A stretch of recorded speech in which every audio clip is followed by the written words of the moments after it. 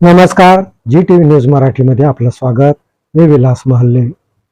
महाराष्ट्र राज्य विद्युत वितरण कडून 1 मे महाराष्ट्र दिनी दिला जाणारा गुणवंत कामगार पुरस्कार यवतमाळ जिल्ह्यातील घाटंजी तालुक्यात येणाऱ्या पारवा सब स्टेशनचे यंत्रचालक धनराज पेटेवार यांना प्रदान करण्यात आला. 1 मे महाराष्ट्र दिनी अमरावती येथे एका कार्यक्रमात धनराज पेटेवार यांना गुणवंत कामगार पुरस्कार देऊन सन्मानित करण्यात आलं.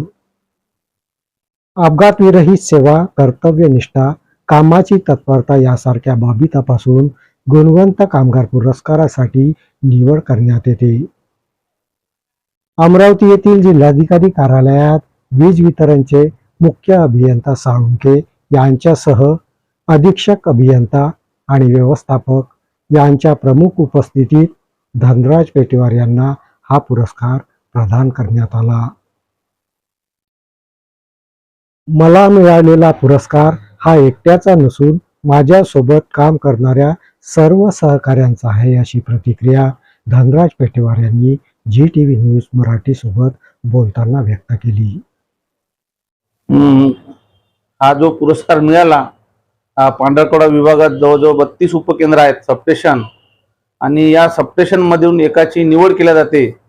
त्या निवडीमध्ये मला काल हा पुरस्कार प्रदान करण्यात आला. हा पुरस्कार मला जिल्हाधिकारी कार्यालय अमरावती येथे मुख्य अभियंता साळुंके साहेब, अधीक्षक अभियंता लांडे साहेब आणि यवतमाळचे अधीक्षक अभियंता श्री दरुली साहेब व व्यवस्थापक यांच्या उपस्थितीत देण्यात आला.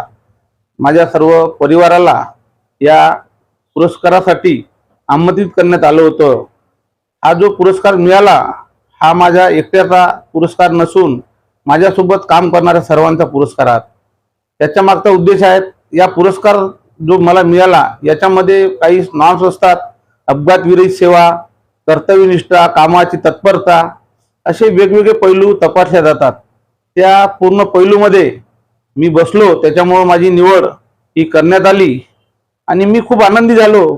कारण हा पुरस्कार एक मानाचा महावितरणचा पुरस्कार आहेत. त्याच्यामुळं माझ्या परिवाराला सुद्धा खूप आनंदी झाला. माझे वडील सुद्धा या विभागातच होते, त्यांना सुद्धा हा पुरस्कार मिळू शकला नाही. त्याच्यामुळं त्यांना सुद्धा काल अक्षरशः ते भारावून गेले. हा पुरस्कार मिळाल्यामुळे माझा पूर्ण परिवार आनंदित झाला आणि आपल्या सर्वांच्या सहकार्यामुळे शक्य झालं असं मला वाटते. या बातमीपत्रात इथेच थांबतो. परत भेटूया नवीन बातमीपत्रात. तोपर्यंत पाहत राहा जी टीव्ही न्यूज मराठी. नमस्कार.